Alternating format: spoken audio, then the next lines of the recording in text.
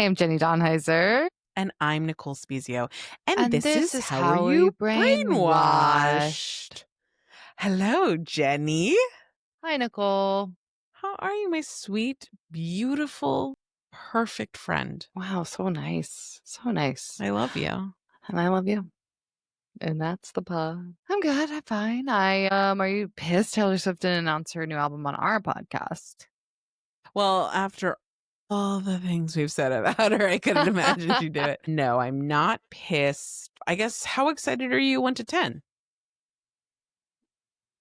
5. Yeah. What about you? 4. I don't know if I really the bandwidth to be a fan for me these days is dwindled. Mm-hmm. Like, even people I really like, I'm like, whatever. Yeah, I sort of can get into one album a year and then that's what it is. And this year, I guess Chapel Roan maybe I did last year. So I guess this year still we got an opening. Yeah, Wheels on the Bus. That's I always go, Siri, play Wheels on the Bus. And she goes, Wheels on the Bus by Wheels on the Bus now playing. This happened to you? Is that the story of your life? I say I never invoke Siri in that way. I'm always asking her to play Wheels on the Bus. I And am to message Graham. Yeah, for me it's set a timer Mm. and can cats eat blank. Yeah. Those are the only 2 ways I use Siri. Cool. Wow. I'm glad we're covering what we use the Siri for. What's going on with you? I want to read self-help books. Oh, okay. Okay. You're going to read Finding the True North Star or whatever that one is? Shackles on, shackles off? Okay, I'll add it to the Goodreads. I've been circling around. These are the topics I'm circling around. Number 1, radical acceptance. Mm-hmm. I think I might read that book because I think I might. Do you think I'm a perfectionist? Yes and no. No, because I'm ugly. Yes, because I have spreadsheets. I don't know. I don't see you as like somebody who like can't roll with the punches. Ultimately, I guess is what I'm feeling. Yes, I think I can do that, but I don't. But even that is like, can I really roll with the punches, or can I just appear that I'm rolling with the punches? Oh, well, you're very convincing if that is the case. Well, no, I think that the overall thing is that the emotional health of the community, I feel, is my job. And so it helps for me to be able to roll with the punches to help everyone. And also, I just think that I am more flexible in that way. Like, something changes, it's fine. Right. But I do think that I don't know. I think that I expect a lot of myself. And so I'm considering reading that one radical acceptance book. And then I have a book in my Goodreads about codependency, and I'm thinking about that I might need to read. Is it the one that Kristen Johnson told everyone to read when we were in college? Oh, I don't know. Do you remember that? Wow, I wish I could know what that one was. Oh, fuck. She would like bring people to bookstores. She was obsessed with our class being codependent. Yeah. I mean, and I think I am codependent. I think that is part of it. The emotional health of the community, being my job, I think is codependency. Right. Yes. Okay. Yes. So yeah, you know what? I'm not in therapy I'm still on my therapy break. Yeah. I think I'm just like needing to check in on what's going on inside the house. And I've been really liking my nutritionist experience. And some of these things are coming up, but like her job is food, so I can't like really get into it with her, you know. So if you have any good self-help books that I should read, what's the shackles on shackles off book? I think it is called Finding Your True North Star. Can that be correct? Let's see. True North Star. Did I make it up? Finding Your Own North Star is what it's called. I was so close. I don't know where I got true from. Finding Your Own North Star, claiming the life you were meant to live. Yes, exactly. I see that. You know what? I'll add it to the want to read section on Goodreads. At the time, it really clicked with me. I know. You bring it up wait, this is the other one. The one I think I read was called Steering by Starlight. It's just the It's a tough science title, and Jenny. I gotta magic be honest. of It's a tough finding your title. destiny. Listen, I got turned on to this from Las Culturistas, everyone's favorite podcast, when, oh my God, what's her name? Tammy Sagar. When Tammy Sagar was the guest, she talked about it. And it really did. Audio. I was so anxious at the time going through a breakup, as we know, and I would not fall asleep. And so I would listen to audiobooks. And nonfiction for me at sleeping time is best because I don't get sucked into the magic of storytelling. And so I would put on these books and then I would always lose my place. And then I'd be like, what did I listen to? But I did Becoming that way. I thought Becoming was very wonderful, soothing, lovely to hear Michelle Obama just talk to you about her life and like her journey. Really fun. What else from that time? I did The Power of Now, which is like kind of an AA book, but it's just about being present, really. Like, you can't control the future. You can't change the past. Here are ways to live in the present. Yeah, good advice. And the one about generational trauma I found helpful. It didn't start with you. Oh, I think I have that already in my list. It didn't start with you. Let's see. Yep, of course, already in want to read. Yeah, I'm thinking of trying to replace some of my TikTok scrolling time with reading, because reading is good. And also maybe this is radical. Okay, what kind of book should I read for this issue? Which is that I feel like I can only operate in extremes of all or nothing. Either I'm like the most hyper productive person of all time, or I'm just like freezing and rotting and I can't do anything. Maybe you should look into the ADHD books because James Burns has been reading a million. This is my father-in-law. Thank you so much. Has been reading a lot of ADHD books. And he sends us links. So I'm happy to share the ones that he's reading right now that he says are changing his life. I am going to have an in-person appointment with my psychiatrist. I've only ever met her on Zoom, but she's going to be in town. So we're going to meet, and I'm not going to fall in love with her like that woman on TikTok. But I think we're going to, I guess get evaluated for that. But I think that there might be something to that. Yeah. Yeah. What you're saying does, I think, track with the symptoms, right? Yeah. I mean, I do have the hyper focus of like, let me do 5 million things and be the most. And then I'm just like, bye. Yeah. Don't talk to me. Yeah. So I don't know. We'll see. Interesting. If you get diagnosed, I got a lot of You got the books. I know. Okay. Graham asked me to read one a while back that I still have that I could give you. Driven to Distraction, I think is what it's called. Did he ask you to read it to understand him better and then you never read it? Yes, Driven to Distraction. I think I ran. I think I read the chapter about how it affects relationships, but I didn't do the whole thing, which is the opposite of what he wanted me to do. Recognizing and coping with attention deficit disorder from childhood through adulthood. But I think I got the H. This one's just the ADD. I think I got the H. Yeah, you think you got the H. But again, not doctors. We'll see. Great. Well, I think that's nice. I think why not? Yeah. Checking in is always good. Yeah.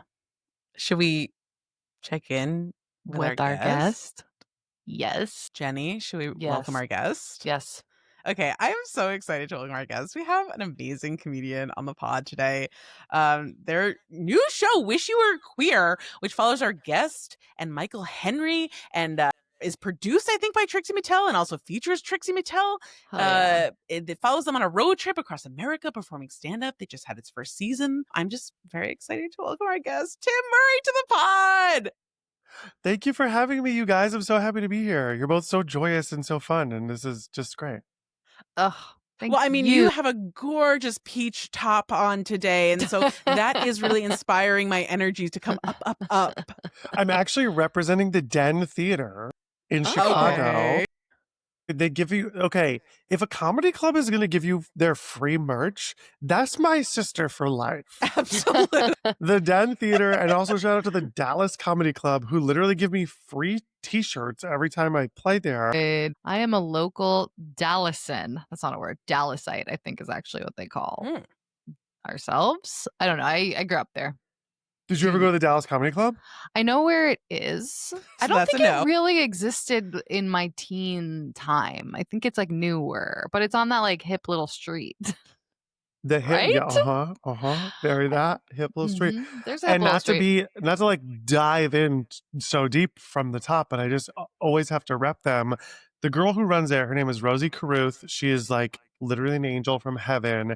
And a year ago, or no, 2 years, I don't know, it's fall of some time when I was doing my like witches comedy show. Yes. My dad was having open heart surgery, and I had to cancel my Dallas show like I want to say 2 days before the show on like a Saturday night. Oh, wow. And I was like, oh, crap, they are going to be livid. I'm costing them so much money. I had to cancel all the tickets, whatever, all the drink sales I'm sure they would have made.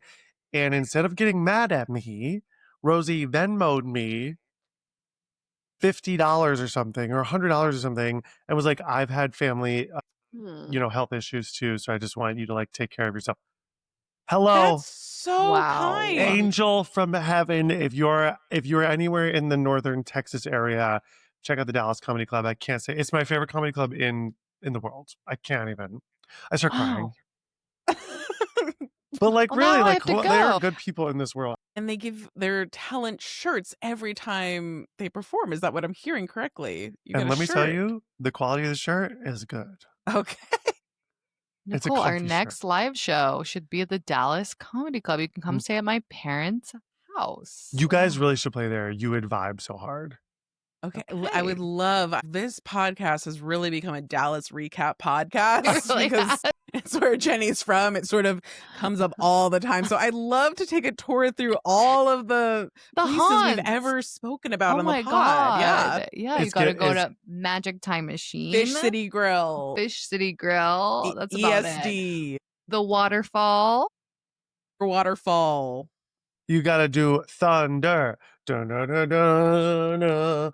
Thunder. Dallas Cowboys cheer. Oh, right. Yes. Come on, you guys. Sorry. the sports part of it hasn't really come up. I watched it. It's so good. My husband actually will watch it with me. He won't watch, he wouldn't watch a cheer or a housewife, but he'll watch the Dallas Cowboy cheerleaders. I guess because they're being hot. That's stupid. Hot. I hate that. It's like he won't watch the women. The women of a certain age. Yeah. But he will watch when those girls are being so hot. I'm it's so sorry. weird. I don't know why I said that like it was revelatory. I'm like, my husband will watch. Like, I'm stupid. I'm gonna go. He loves 23-year-old white blonde bitches. I don't get it. I mean, look in the mirror. So weird. Yeah, right. I wish. Oh my God. Nicole, you should watch it if you haven't, because the athleticism, it's wild what they're doing out there. They're jumping in the air and landing in splits. I just have to say it. You think my way in is the athleticism? Are they fighting at all, or is it more just about like they're the all craft? Christian and nice. You can fight and be Christian. You can definitely fight and be Christian, but they don't. But they don't. Fight. Okay. But have you seen regular cheer? Like before Dallas Cowboys cheer, there's just the cheer doc. With the children, right? At high school. They're at junior college. That got me together in a way that like Dallas Cowboys cheer feels a little too like Diet Cola for me. Yeah. Because in cheer, they're literally like, oh yeah, my rib is broken. And I am fighting and someone like posted like unsolicited photos of me on the internet, and I'm fighting for my life to win at Daytona. It's like so the stakes are so high. Yeah. That's what was cheer. It's kind of like I'm a dentist and I'm also hot. And it's like, yeah. Okay. Right. I cannot wait. So Jenny and I both have children, and I cannot wait to see what their sort of extracurricular is. Like, what fucking thing are we going to have to go to every weekend until we die for 18 years? Will we be cheer moms? Could it happen to us? What are you hoping for? Okay, what would I like to sit through? A lot of it's so expensive. Like the stuff I would want to happen is so expensive, like dance and figure skating and stuff. Like I don't figure skating with but it's so much money. I mean, I don't know if our kids figure skating in Brooklyn. Do we have the rinks? I don't know. I bet Chelsea, Jersey. Okay, they're probably somewhere. I don't know. I don't know. But I guess Maybe basketball, since that's what I like. gymnastics. Gymnastics. I loved is gymnastics good. as Also girl. expensive. Girl. Wait, I feel like you guys are younger than me. Do you remember the Fab Seven of 1996? American. Atlanta. Harry Strug. Dominique Dawes, Dominic Mucciano. Okay, you're with me. We are not young, for sure. Yeah, no. That's We a are huge misconception. not. You're like, people say that about us a lot, but no. Of course. I did gymnastics as a child. What was your event? I mean, I was like, I did it from like age 6 to 12. Were there any boys or was it all girl? No. But there were boy coaches and they were mean. Actually, all the coaches were mean. Once you get to a certain point, they're mean to you. Yeah, gymnastics, it has that reputation. I dated a gymnast. Hot. I dated a gymnast. I was 19. He was like also 19 and a diver gymnast. And he was the meanest person I've ever dated. Yeah, learned behavior, I'm sure, from the coaches are not. That's what he said. He said the coaches were brute. He said the coaches would literally, when he was like 12, he'd be like, I would do the vault. And they'd be like, oh, well, you're never going to make it to the Olympics. So why don't you quit now? Oh my God. That's kind of why I did quit. Because it was like, okay, you're at a point where either you do this every day for the rest of your life and you like come here at 5 a.m, or like you're dead. Like, bye. Don't come back. And I was just like, okay, I'm gonna not come back. I don't think like this energy is I would love to see like a bad. Billy Madison type movie of like a 39-year-old trying to make it in the Olympics gymnastics. Whoa. Well, yeah. Tim, I think you have an idea. Okay, pen to paper, get started. I love what I'm hearing. I start writing it and then we go to film it and I'm like, this is too much work. I don't even want to pretend to jump over that vault. It's so intense. Well, but I like a really good stunt double to do all that stuff. You just do all the fun bits. I think floor is the most fun. For any gymnast, I think you get music. You kind of get to like show your personality. Everything else is scary. Scary. The beam, scary. The bars, scary. The vault's pretty scary, but beam and bars, very scary. The vault is famously where Carrie Strug broke her freaking ankle. Oh, God. Yeah, of course. Scary. And it turns out she like didn't even really need to do that. They were going to win anyway. Is that Stop the truth? it. That's what I've heard. I heard tragic. that even if she hadn't done it, they would have won. Honestly, thank God she did, though, because it is like, I don't even care about sports, but I, of course, love gymnastics. Mm-hmm. It's like top 10 sports moments of all time. Yeah. It's so good. I watch that when I'm really stoned. That is the number one video that I will turn on. That's the clip you pull up. Oh, I haven't revisited in a while, but I think it's time. It's mesmerizing. Watching her like fight through that. Yeah. It's so good. Oh, wow. I can't wait to watch. She could have really hurt herself, I guess. Well, she did, and then she did it again, and then it's like, girl. Anyway, girl. Olympics is hard. It's a hot take. The Olympics is hard. Wait, I'm sorry, Nicole. You asked the question. Did I answer the question? What do you want your kids to do? Well, I said gymnastics, but now that I'm hearing of all the mean coaches, I think I'm going to need to do another think through that. What about you, As long as it's casual, it's fine. Tim, your hypothetical children, what would you like them to do? This is like the most basic answer, but I'm going to give you the truth, which is a little drama club. Yeah. Oh my God, the plays. I am looking forward to the plays. I'm hoping that happens. Yeah. You got to force them. I'm sorry. I hate to say that for your children, but you have to force them to do the plays. I know. And the plays are so much better than the concerts also, because the concerts is all just like quiet singing in unison, right? For many years. I think that sounds boring. What do you mean, like choir? Yeah, like choir. Oh, okay. That's a concert. No, like they're a rock band in school. No, the choir concerts when they're all dressed in black and white on top, black on bottom. Yeah, so I think that the plays will be. I think that sounds really delicious to me to go. You really can't go wrong. You really can't go wrong. Like even a bad play is still fun. It's perfect. Like watching a kid like badly be like the cop in Annie, or like Mr. Bundles, or like watching a child play Miss Hannigan is like one of the most beautiful things that the humans get to experience. Oh, I hope. Well, okay. Even if Nicole has two. So if one of them doesn't do it, maybe you have a better chance. Yes, So that someone will wind up in I will drama. come to, if my son doesn't do it, then I'll come to, hopefully somebody's got to do it. In the mix, we have 3. One of the 3. We'll have to do drama. Now I'm freaking out. I'm like, gotta get him in there. Gotta start him young. Because I want to see, Little Shop of Horrors with my child. I want to see the plants. You remember there was like a Tumblr of all the, what's the plant's name, you guys? I can't remember Audrey any. too. Of all the bad Audrey 2s, peak Tumblr. It was like high school Audrey 2s. I'll find that it. Is you guys send that to me. You guys send that to me. Wow. I gotta be watching that. Did get called back for Audrey 2 in a community theater production in New Jersey. I thought, which is very brave. Have Girl Do Plant. Didn't actually, but I thought it was very progressive for the time. Very. Yeah. That's good. That's good. Girls should often do plant. I think girls should do plant. Yeah. Yeah. Are you just off stage singing, or are you operating plant? What's the deal? I think some young techies operating plant. And you're just sort of. I'm singing backstage in this production of That Never Happened. I hope that they are so proud of themselves, and by they I mean Alan Menken and the rest of the creators of Little Shop of Horrors. I hope that Alan Menken's having dinner somewhere right now, and he's going, "Wow, I really did that. I really made that amazing cult hit musical that turned into like a commercial hit." Absolutely. Yeah. The Oh Mary of its time. The Oh Mary of hello. It goes Oh Mary it goes Hedwig of, when was that? Probably the 80s, 70s, 80s.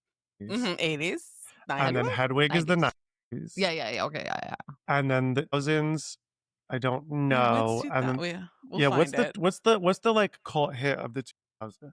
When was Rent? Rent was 90s. Thoroughly Modern Millie. The cult hit of the Spring Awakening. It was not 9. Oh wait, it was 2000. Oh yeah. 2009. Yeah, somewhere around that. I don't know. That's the best. Maybe You're in Town. That's kind of a stretch, but okay. I think that's closer. And then 2010s. I don't know. Bright Star blocked out the 2010s. Bright Star. What's that? I don't even know. It's like a Steve Martin musical that was on Broadway that I was obsessed with. That ran for like 6 months or something. I don't know, but then Oh Mary. And then Oh Mary. Yeah. I always say Oh Mary is like the Hedwig of our time. I think that's a good right take. Yeah. You know what I mean? Yeah. It was this like little off-Broadway darling that became like, yeah, that could. Oh shit, everyone needs to see this. This is masterful. I famously one time stopped John Cameron on the street and told him I loved him. He was having wine on a bench with a friend. And I was like 21, 22. He was very sweet. He was like, "What's your name?" And I was like, "That's Jenny." Nice. He was like, "This is Bob." I don't know whoever he was with. And I was like, "Hi." And then he was like, "Thank you so much." And I was like, "Okay, bye." It was cute. It's gotta happen to him constant. Right? Yeah. I mean, maybe not constant, but a lot. It was closer, to I don't know, the time of That's a good movie. one to do though, because it probably doesn't happen to him. It's not happening to him like as often as it's happening to Courtney Cox. You know, like right.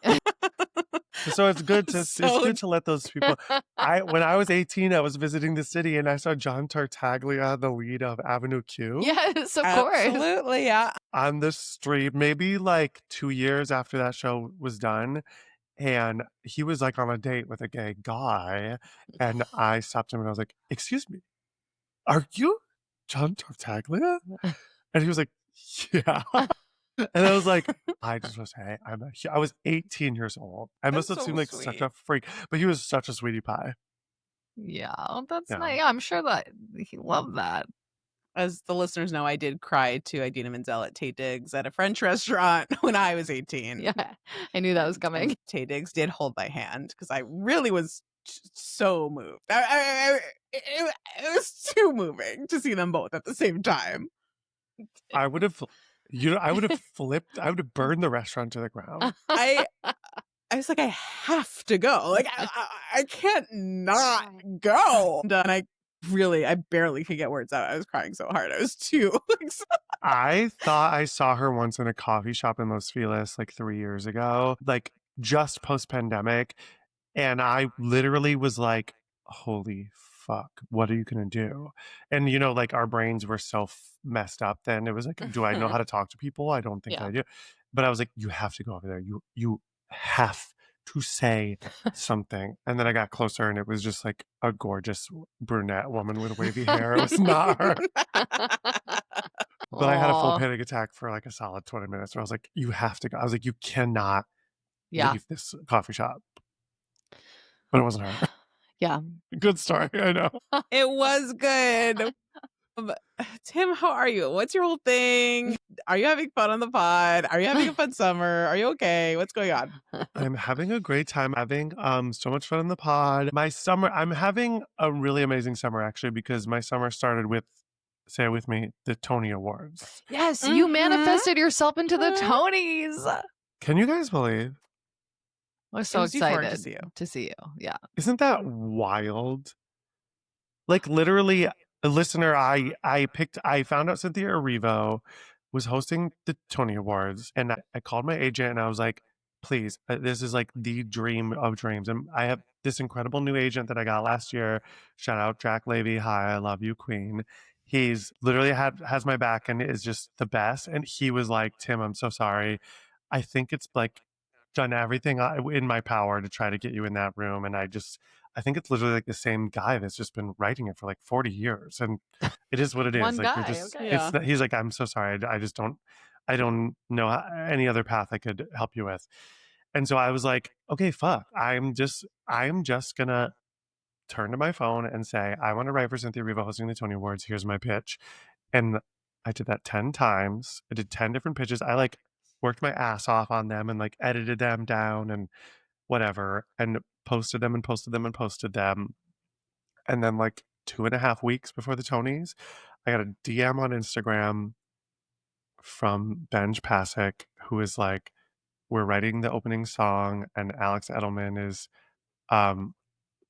writing for the Tonys and we love your videos and this is unofficial so far, but we want you involved in some way. We at least want to like whatever. It was a dream come true. Those boys, Pasek and Paul and Alex Edelman, had my back so hard. Ended up getting to be a consultant on the show. And then I got to be in it with Cynthia Erivo in the opening. What a cool story. Isn't that unreal? I was like, as it was happening, I was like, this is so much bigger than me. This is like, every person, because also not for nothing, but like I've been living in Ohio for a family thing since like December.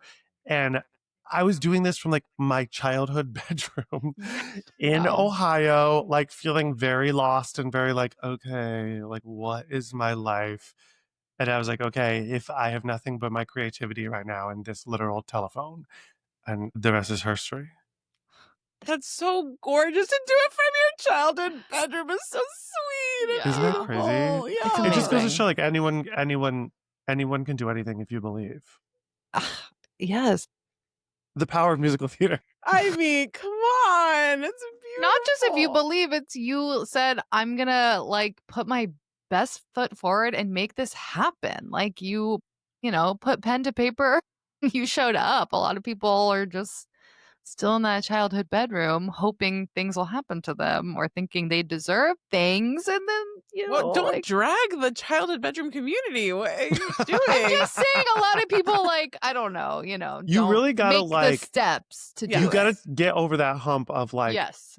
When I was making the first video, I was like, is this cringe? Like, should I, is this embarrassing? Like, should I not do this? Like, this will be kind of embarrassing if I post this and then I don't get it. And then I was like, wait, who cares? Like, just yes. That's really what clicked. Yeah. That I like, because if I had made that first video, I bet it would have stopped there. Mm-hmm. But the fact that I didn't stop, I think enough people on the internet saw it so that somebody had to fucking find it and be like, right. Okay, this bitch has demanded to be involved. Yes. We absolutely. We have to do it. you know, my God, the crazy. fear to be cringe is so real and true, but it's like the people that like it and get it are gonna like it, and the people that don't like it and get it, that's okay. Like if they're not into it, and they're not gonna remember it. Like it doesn't matter. And the truth is, like, the fear of being cringe will stop all your dreams from happening. Yeah. But the push through of being cringe sometimes and putting yourself out there can literally land you a job at Radio City Music Hall opposite the greatest star of our generation. Yes. Like, because it's really, not cringe to go after your dreams, but society really has made it feel that, I don't know, being vulnerable on social media is bad. Saying what you actually want is bad, or putting yourself out there is bad, but it's not. my therapist like truly changed my life when I was like having a kind of a struggle in like the indie alt comedy community during the pandemic. I'm sure as everyone in the world was having a struggle during the pandemic of being like just feeling so isolated and feeling like, oh my God, I feel like everyone is, you know, doing these little projects and without me or whatever. Mm-hmm. And I was like, maybe, and I was like, the fact that I'm even thinking this makes me think like maybe I'm too sensitive to be a comedian. Like this isn't the vibe. And she was like, what if you're the sensitive comedian? Like, what if that's your thing? Mm-hmm. And I was like, wait, fuck. That's so good and so right. And then, yeah, I think a lot of people in our generation and definitely the generation below us have like a fear of sincerity. Yeah. Or like a, not a fear is not maybe not the right word, but like a, it's not cool to be vulnerable and sincere. Mm-hmm. Yeah. And I think like you have to do like what you want to do. And if that's being sincere, then that might be really successful. Yeah. I feel like boomers are just so locked in, you know what I mean? Like rare to be vulnerable. And there's a lot of like chatter and judgment. I feel like our generation is thankfully trying to break that. Gen Z, they're all cringe. They're all cringe, or they're the opposite, and they're trying so. Sometimes I find that they're the opposite, and they're trying so hard not to be cringe that they That won't. they are. Yeah, that they are, or they won't go there. Like some of these Gen Z comics that I see, I'm like, oh my God, you're so talented and you're so funny. But like, if you just let the veneer down and like just talk to me like you, I think there's something so special in there. Yeah. But there's a lot of like a lot of them. It's like they're trying to emulate Catherine Cohen, John Early, and Kate Berlant, and it's like, yeah, those people already did that, and it's brilliant, and it's like so funny when Kate Berlant like crosses her eyes and is like, well, this is what life is like. But if you're all doing that, it's funny when Kate does it because it's like authentic to her. Right, true to what she her sense of humor is. Yeah. Her sense of humor. You guys have to find your own, and it's like your own thing. And if that's like being vulnerable, yeah, that's okay. Absolutely. I love the idea too that like, what if I'm too sensitive to be a comedian? I've never met a not sensitive comedian. I mean, whether they're outwardly sensitive or not, like it's a sensitive bunch, I think. Extreme, yeah. I know. What a funny yeah. All the little We're all actors and mushes. comedians are all just little mushes. Are you guys sensitive? Beyond. Yeah. And now that I've had children, it's so much more intense than it ever was. I think I like really had clamped it down for a while, and like it's the things that will make me well up now are everywhere and crazy. Yeah. Being a parent must be so crazy. Yeah. It's raw. It's crazy. It's crazy. Like all my best friends have kids. It's a very interesting time of our lives, of like those of you who have kids and those of us who are not. You feel a major split. And it's just an interesting thing how different our lives become. And as someone who doesn't have parents, I just admire it so much. Or doesn't have parents, who doesn't have children, I admire it so much. And it's like, it's just an interesting, it's crazy watching you guys do what you do. I know you hear this all the time, but like, I just don't know how you do it. It's really admirable. Thank you. That's quite hard. It's quite hard. As someone who so hard. battled their son into shorts and shirt, his kid does not want to put on clothes anymore. It is how old? He's 20 months. A year and a half. Sorry if I spoke in months. I know. Don't tell anybody what happened. Don't tell the other non-parents that we speak in months. It makes us look like idiots. He's like, a little over a year and a half, and he will not do anything anymore. And it's awesome. I love it. I love him. It's very cute. But it's like, this is just their period of like, I want to do it by myself, or I don't want to do what you tell me. It's just like all day, all the time. You're just it is battling. just so hard because you're like, I've been through all these phases, bro. I've been there. I already did this. Like, I already know. Like, I teach kids sometimes, and I'm like, when they try to get a certain way with me, I'm like, girl, you'll never be as cool as me. I've already been there. I've already done what you're doing. I know. Yeah. I know. We're going to go through every life experience again from a different vantage point. Everything that's ever happened to us is going to happen to different people, and different experiences that we didn't have is going to happen to them too. And we're going to see it all again. And that's what's crazy. It's the cycle of life. It's the craziest thing to have children. Do you guys think we should respect our elders? New segment. New segment only when I'm the guest on your pod. Do you think we should respect our elders? Yes. Yes. Yeah. Yeah. But also sometimes they're very wrong. Not if they're being racist and stuff. That I'm not respecting. But also just like. But say it. I was gonna say, here's my hot take is like telling them they're being racist and like teaching them to shut the fuck up, I think is part of respecting them. Like, y'all taught us a certain thing. So like, I respect you enough to be like, what you said was like fucked up. Mm-hmm. And I'm going to meet you on your level. And of course, sometimes a lot of them can't handle, criticism or backlash or any kind of whatever. But like, I don't know. I feel like there's like a happy middle of figuring out how to like respect them, but also teaching them like not to be problematic. It definitely has made me be like just everyone's an idiot in like a beautiful way. Like it's like everyone's just on this planet for the first time, just trying to figure it out, making stupid, horrible mistakes, not remembering that they even made them. It's like, we're just doing our best. I don't know. I taught in rehab centers for like a long time. I taught comedy in rehab centers. And it really helped me feel like, okay, everyone really is doing their best. Like at the end, like even the problematic people, I would come in like straight white men. I would come in with like my nails painted sometimes. And they'd be like, what's the deal with that? Oh my God. What's the deal with your nails, babe? But like, I loved these men. Like they were like, they were curious and wrong and homophobic, but like, that's fine. It's not fine. It's like, it shouldn't be on me to like, the onus shouldn't be on me to like teach them to like love a gay person. But at the end of the day, like I would look at their charts and be like, oh, holy fuck, this is what happened to them in their life. Like, just having granting people grace, I think is like an okay thing. 100%. Yeah. We have forgotten that in this era of online and what's his face? I don't want to say his name. Oh my God. I have no grace for him. He's the only one. He gets no grace. Yeah. Okay. This might me being like so off the rails crazy, but I think it's like contributing to our anxiety problem as a culture. For sure. We're all starting to feel like, oh my God, did I say or do something wrong?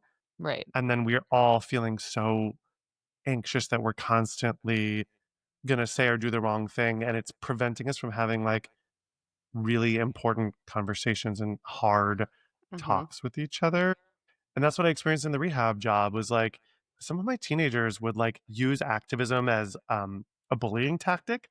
Like they would like weaponize it against the weirdest kid in the room or the biggest freak in the room, quote unquote, you know what I mean, like whoever they considered to be like the loser of the group. And it was very eye-opening and depressing and hard to watch. It was like, oh, I actually like agree with the activism portion of what you're saying, but the way in which you are very clearly the popular kid in this group and like using that to make the outcasts feel bad about themselves because they, maybe misspoke or said the wrong thing when that clearly wasn't their intention it was just it's a very odd thing. And I think that that's what we're kind of doing culture in a way. It's like, It's a race to be right. Like, it's like, yeah. you did that wrong thing, and I actually would have never done that wrong thing. Okay, so now I have something on you. Which isn't true. And I had to Right. explain that to them. Like, I was like, okay, yeah, that, let's say the example was like that kid said something in an improv scene that might have seemed like homophobic. Okay, but like you said something that I actually perceived as like X, Y, or Z wrong with whatever of these marginalizations. Like, we could do this all day. Yeah. Like we have to try to find, language that is respectful to everyone and that we're not hurting each other's feelings or making marginalized communities or punching down ever.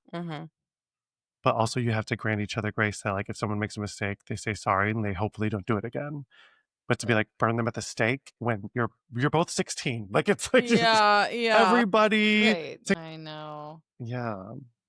It's hard. Whoa. I know, Nicole, I thought you were going to tell your acting school, the kid who was like, I can't tell it on pod. Okay. I can't wait to hear off pod. I would love to tell you off pod. Well, I think we're touching on the question already. So, Tim, we're going to ask you the question of this podcast, which is, how are you brainwashed? Either by culture, media. Was there something growing up that you thought was true, real, that you have since learned was actually brainwashing? I like the first news story of my lifetime was Tonya versus Nancy figure skating. Absolutely. Yep. Very familiar. And I don't, as you can probably tell by my insane brain and the way that my take on things, I have always felt like sort of a little bit contrarian to culture, or a little bit like it always from a very young age have been like, I think because I was like such an outcast queer weirdo and like had truly no friends kindergarten through 8th grade. And then when I got to high school, I was like popular and had an amazing high school experience. But like my whole childhood, I like really, really struggled to make friends. And I always have had this kind of like queer thing in the back of my brain that was like, let's queerify this narrative. Like, what is everything that I'm seeing true? So I also always think that celebrity relationships are fake. Like I'm always like, this is a publicist making this happen. I'm not going to believe any of that. So the Tonya versus Nancy thing, as a child, I was like, well, they're all vilifying this woman. What if she didn't do it? Like, what if she didn't take Nancy Kerrigan out of the knees? What if she had nothing to do with it? And I remember as like a 5-year-old kid praying to God and being like, dear God, I don't think Tonya Harding did it. Oh my God. Wow. You are ahead of the curve. Now, full transparency, I do think she did it. Yeah. I do think she was involved. But yeah, that was what really brainwashed me and got me. Like watching that. And then here's where it gets really dark. Then Tonya did really bad at the Olympics and Nancy did pretty well. So I got a Nancy Kerrigan poster for my room. You switched up really quick to the winner. I was brainwashed. Whoever was the most talented was in the right. Mm-hmm. That's so funny. And she wore like a way cuter outfit. It was like a nude bodysuit with like sparkles all over it. It was so fierce. Yes. Yeah. Wow. I love that your brain was immediately like, well, maybe she didn't do it. When, Innocent till proven guilty. Yeah. You're like, guys, wait, we need to. She didn't do this. I mean, it would be so fucked if we treated her that way and she was not involved, but she was probably definitely involved. Wait, she probably we don't have definitive evidence that it was her boyfriend or something, right? If I remember, it was definitely a man that her and her boyfriend knew that literally actually attacked her. Yeah. The big question is like, did she have anything to do with it, or did the boyfriend just hire this man? However, there is like concrete evidence that where Nancy was practicing that day is written down in a napkin in Tanya's home, the address in Tanya's handwriting next to the phone. So she was involved. Yeah. Oh, okay. It's a pretty tough smoking gun right there. That's a pretty tough piece of evidence in my opinion. I loved, like, during that period of I, Tonya where, obviously she was that documentary, that CNN documentary, and then I, Tonya, everyone was like, "Oh, she was actually villainized because she was poor and, like, blah, blah, blah, and figure skating, and she was rougher around the edges and blah, blah." At the end of the day, she probably did do this or But was all that involved, stuff and is true. But we were all that stuff. trotting her out at the Golden Globes. They were like, "And here she is." And I was like, "Okay, well, maybe I don't know if we needed to swing all that way."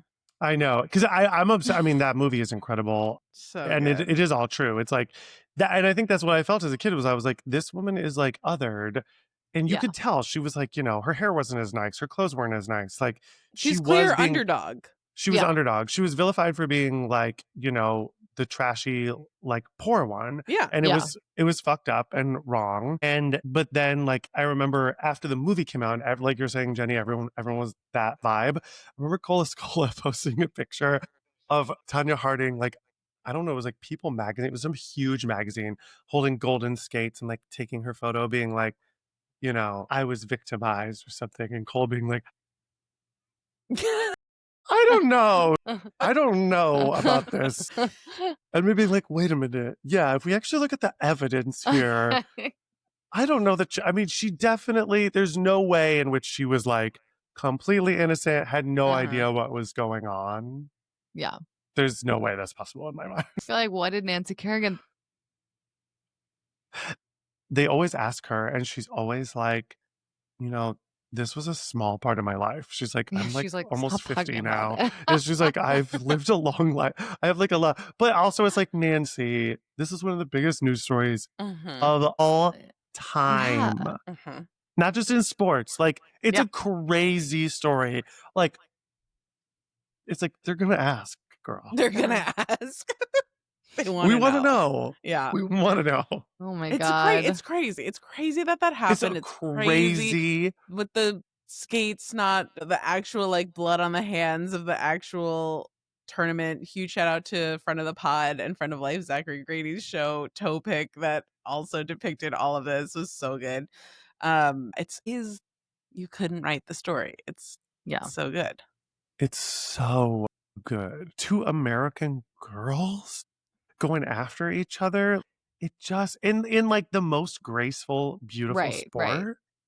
Yeah. Wow. That's any other conspiracies or news stories that you have clung to be like, I see through that. I don't think they landed on Mars or no, the moon. Jenny, are you okay? Nicole doesn't think the moon landing is real. That's not what I've said. You're mischaracterizing what I've said. Please stop doing that. Yeah, I think like I said earlier, I'll give you more specific examples, but I think most celebrity relationships are fake. My like sister who? went to law school, and her friend Ashley, shout out to Ashley. I think you live somewhere. This was like the year 2004. I think you live somewhere in Tennessee now, Ashley. Really fun firecracker of a girl. My sister is a lot older than me, so she was graduating law school, and I was probably 15. And I was like at her law school graduation party, and this girl who graduated with her, Ashley, pulled me aside and she said, this is in Ohio, like the middle of nowhere, like Cleveland, Ohio. And she goes, so I heard you like Dawson's Creek. And I said, yeah, I'm the #1 fan of Dawson's Creek. It's my favorite show of all time. And she goes, so you like Katie Holmes? I said, do I like Katie Holmes? Only the greatest actress that has ever lived. And she said, well, Katie Holmes is about to start dating Tom Cruise.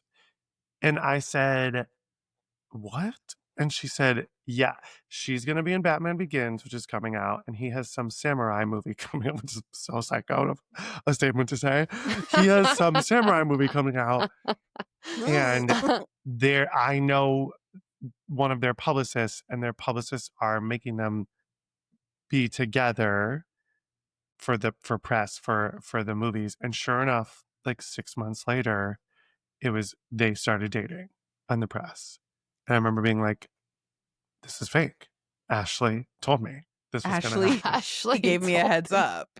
Isn't that crazy? I really do think I think most celebrity relationships, I think some of them become real. I mean, they did have a child together. Yeah, so maybe they like fell in love eventually. But also I think there is an element of like commitment to the business, knowing like this business, people get spit up and chewed out. And if you want to stay in, you better have a baby. Because people also famously say he's gay homosexual.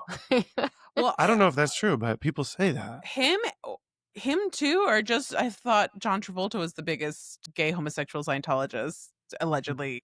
Jay Travolta is definitely the biggest gay homosexual Scientologist, but I've also heard rumor of Tom Cruise. But then I don't know because a girl I waited tables with said that she met him at a party once and she felt sexual vibes.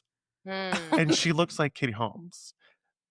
And she said she felt the chemistry. So I just simply don't know for sure, obviously. But I think a lot of I think Travis Kelce and Taylor Swift is a fake relationship that their publicists pulled together. And I think now maybe they have feelings for each other and they really enjoy each other and maybe they're in love.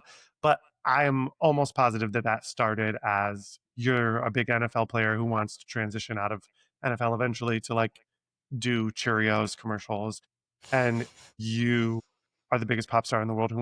You got to hand it to that girl. She stays the biggest pop star in the world, but she does so not just through her very good lyric writing, but her ability to stay present in the headlines with, I think, more than one fake relationship.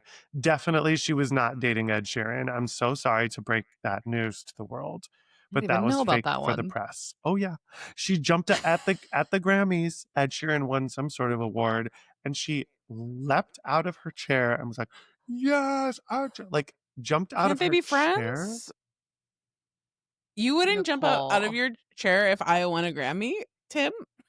No, I would, Nicole. I would absolutely jump out of my chair. Okay. I'm going to send you this clip, and you're going to say to me, your authenticity meter is going to go, I'm not buying what's happening here. They were already publicly dating. Okay. They were already dating. And then she pours the mustard on the hot dog so hard to be like, oh my God, I'm dating him and he won. It's like, I just don't buy it. I agree that a lot of these relationships are fake, and then I feel like it comes up. Okay, weren't Kristen Stewart and Robert Pattinson supposed to have been dating, and then she got her eaten out in that car by that director? Yeah, I always thought like they weren't even dating. They weren't She dating. probably just getting eaten out in a car by a director, and they weren't even dating. They weren't even dating. A friend of mine did a musical show. How cryptic can I be here? A musical show. Did a musical show with a celebrity from a famous channel, and that channel network, whatever, basically convinced this boy to date a girl from his same television show. I think I know exactly what you're going to be saying. For the press. And they like sort of brainwashed him into making it happen. And then he has now said, like, I never was in love with her. Like, this was all like they kind of forced me into doing it so that think about it. Like, the press is huge when two celebrities start dating. I have an influencer Instagram friend who was in a straight up fake, like completely fake relationship with another influencer Instagram friend for the gay press, which I know is like a much lower level, but that was like, I mean, they never have even kissed. Like it was a completely fake, and they were like dating, and the articles were all over everywhere for like 6 months, and it made both of them so much more famous. Whoa, influencers are doing it too, of course. And you know who's the worst culprits? Tom Hanks and Rita Wilson. It's been fake. I'm just kidding. They've been married for like 80 years. They're doing it for the press, honey. No. Chet Hanks is a hologram. He's a Labubu, honey. That's not a real person. Wait, are you talking about Blake Lively and what's his face? That's what I feel like. That's what my guess. Oh no, I think they're real. No. Gossip Girl. She was dating Penn Badgley during Gossip Girl. That's not what I was referencing, but I'm sure that's fake. Now, what I thought that you were referencing is not what you were referencing. And we will probably have to cut this because it is so dark, is that, do you guys think that Leah Michele and Corey Monteith were really dating when he died? That is my theory, is that they weren't even really dating, and then he died, and then she had to be grieving widow, even though I'm sure she was sad that he died. But like, what if that was a fake relationship, and then you would become a grieving widow? Right. I have no idea, but I do know that happens all the time. Yeah. Where a TV show is like, let's make these TV stars pretend that they're dating, Yeah. or like they like put pressure on them to date for the Crazy. product of, it's like show business, famously. Yeah. Kind of messed up. Would you guys marry Tom Cruise to be movie stars? Do I have my current life or is it a different life? Your current life. What is it? What do you mean a different life? Well, I mean, like, did I meet Tom Cruise at 23, or am I now I have to leave my husband and children to fuck Tom Cruise? No, if say you're 24, your career for sure, you would have married Tom Cruise. Tim? Yeah, for sure. Why not? Sorry. Do I have to be Scientologist, or can I stay my own? No, you have to be. I think it's a package deal. Your internal strength. If you can maintain your brain power through trying to be brainwashed. I feel like I'd go to the Scientology classes and I'd be like, totally. But then I go home and I'd be like, this is bullshit. Nicole, don't even say that. They will come for you. You will start allegedly. getting pamphlets. They are so scary. I'm not even kidding. Like, they are scary. Yeah. If he wasn't a Scientologist, my answer would be hands down yes, because hot take, I think he's handsome. Oh, yeah. Well, in his peak, in his heyday. Hot take. Famous so hot take to be like Tom one of the most famous A-list actors of all time. Actually, I think he's hot. Good looking. Yeah. Can I tell you a crazy story about him? Yes. Buckle up, ladies, buckle up. I went to dinner with this producer who is no longer with us. But I randomly went to dinner with this producer in LA who told me that Tom Cruise, before he was famous, walked into his office. This man produced Footloose, the movie, and Tom Cruise walked into his office with a headshot and was like, "Hi, my name is Tom, and I want to be a movie star. And here's my headshot." And he said he was like, "What?" He was like, "How did you get past security?" And he was like, "I just told them I know you're a producer, and they said you didn't have any meetings right now, and they let me in." And he was like, "Okay." And he was like, I sat him down in my office and I was like, "You can't just do this. You can't just like walk into people's." And he said, "Oh, really? Because I've been doing it all over town. And I know that I'm destined to be a movie star. And the only way to do that is to convince you people that that I'm right for this and destined for it." And he was so taken by him that he offered him Footloose right then and there in the meeting. And it went through. Like, Tom Cruise was supposed to do it, and he ended up not being able to do it because all the right moves or something was happening at the same time, and he did the other movie instead. And they gave it to Kevin Bacon. But literally, he was like, that's the reason that he's so famous. He was like, also, it really helped that he was like ridiculously good looking and charming. Right. Like, he wasn't like, didn't seem like a crazy person when he walked in the room. Like, he just seemed like, oh, this is a potential movie star. But isn't that wild? He would just walk. Isn't that crazy? He would just walk into producers' offices and be like, "I need to be a movie star, and this is this." You can do anything if you're hot and crazy. No one's telling you no. True. Really, no shame, no. Yeah. That's what Scientology will have you believe as well. Yeah. Whoa. Just be hot and crazy. Imagine if Tom Cruise had been like around now in the era of social media, though. Like, if he would like been an aspiring straight male actor on Instagram. Yeah, I think he would have been posting audition videos for sure. Yeah. For sure. Oh, wow. I think I would have. Sets. I feel like he like doesn't like, nobody can direct him. Nobody can like, I feel like he just like apparently does it all, which is crazy. Another crazy thing to be doing is being like, I'm the DP, I'm the director, I do my hair and makeup, I do my own stunts. Like, he's just like, does he do all those things when he does shows? He does a lot of that. He does DP and hair. The DP, like he's like calling action. He's like doing, and everyone's like, okay, I guess this is his set. Like, it's not. I've heard that too. It's not anybody else's set. Someone Jenny, would you do it? Would I marry Tom Cruise? Oh, Yeah. for sure. If I was 22 and like had nothing going on, or like, yeah, I don't know. I mean, Nicole did it. We love her. Katie Holmes did it. Anna de Armas is dating him now, apparently, and she's pulling up the ranks. What is that? Climbing up the ranks, pulling up the ranks. What's the expression? I don't know. One of those. It's one of those. I was stuck on you saying Nicole did it. And we love her. That you were talking about me, but you were not. You were talking about Nicole Kidman. So it took me. I was stuck back there for a little bit. You know that picture of Nicole Kidman, like after the divorce went through. Like I think about it all the time. I know. To feel that good about shedding a man. Well, no, it wasn't shedding a man. She was shedding a cult. She's shedding a life. Cult. Like, yeah, she was shedding a whole. That is like a lot.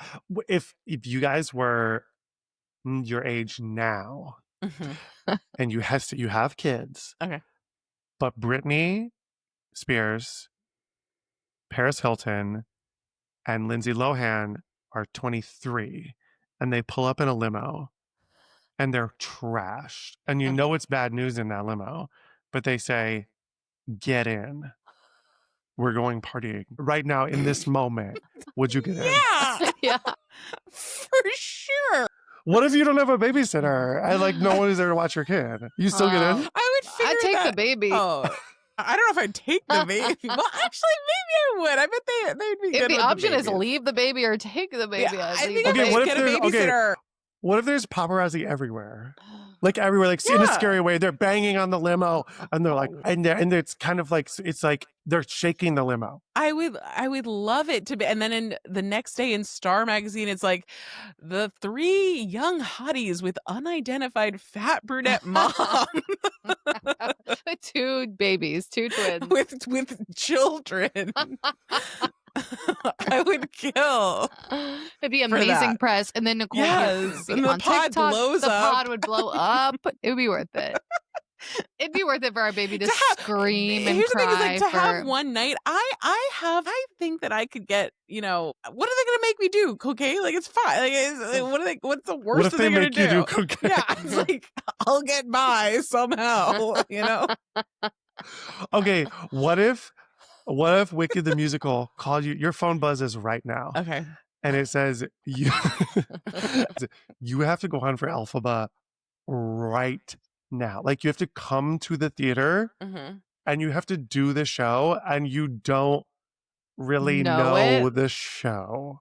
Do you go and do you improvise your way through it? I for sure know the numbers, of course. Right. So that I know.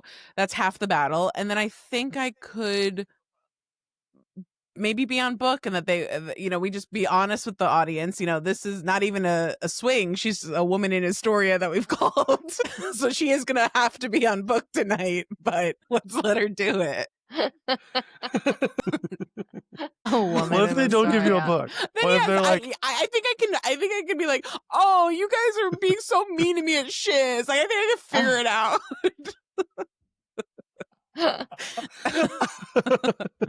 Oh man, why is my teacher a goat? This is so confusing.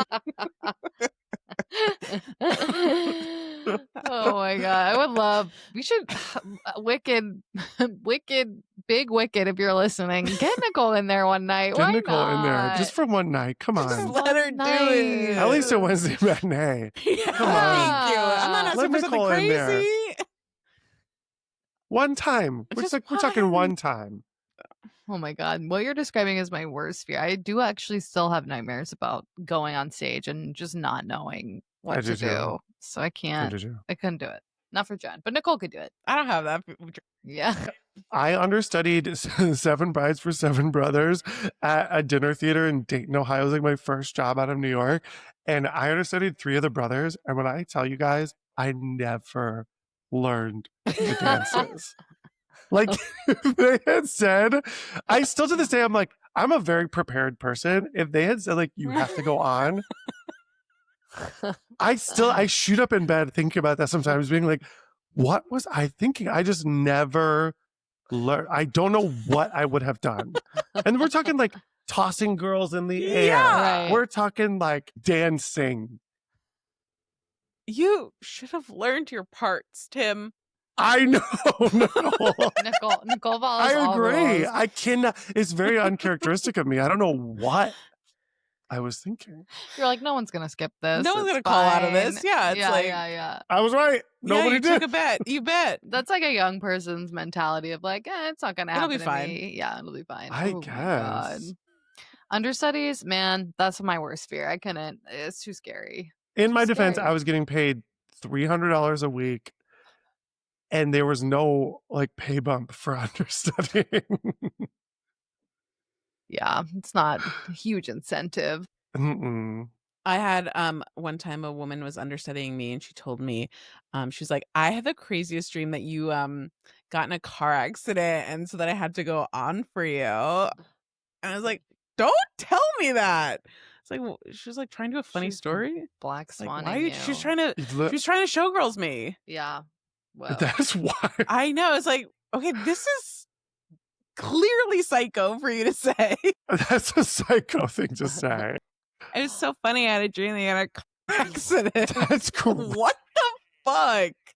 I never let her go on. That's right. Good.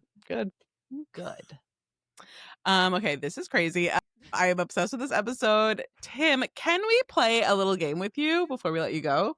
Of course. I love a game. Okay, so we're going to play a game called casting. So we're going to pick a category like plants. And then we're going to say what plants we are and what our friends are based on our vibes and essences. So you're going to say, I'm a weeping willow because I'm always crying. And Tim's a rose because he's so beautiful. And Jenny's a mum because she's a mom. And so on and so forth. So that's the game that we're going to play. Good job, Nicole. Thank you. Is there a category you have in mind or should we find as a family? What about, is this wrong to do alcoholic drinks? No. Is this wrong? Is this wrong? It's not wrong to do. Let's do We'd be happy to do alcoholic drinks. Okay, everybody. Everyone go in your mind. Take a second and think of what alcoholic drink you are and what alcoholic drink your friends are. Every time we do this, I'm like, what are alcoholic drinks? Okay. I have mine. I think I do too. Whoa. Okay. I can be ready. This is wicked. I have to go on. I gotta go on. This is wicked. This is wicked. Do you want me to start, Jenny? Yes. Okay. I gave my friend Jenny a Miller High Life, the champagne of beers, because she is. Thank you. She is that intersection. She is Dallas, but she's also fancy and New York and chic, but a good price. I like it a lot. That's where I landed with my friend Jenny. I gave myself a chilled red wine. Ooh. Because it's like kind of like off the beaten path, but if you really like it, you really like it. And I think it's like a fun special treat, which is my vibe, is fun special treat. And then I gave Tim Aperol Spritz. I just think like the crowd pleaser, the chic, the orange, I mean the color, like it just is what I want. It is drink of summer. You just have very Aperol Spritz vibes to me. Compliment of my life. Thank you. That's where I landed.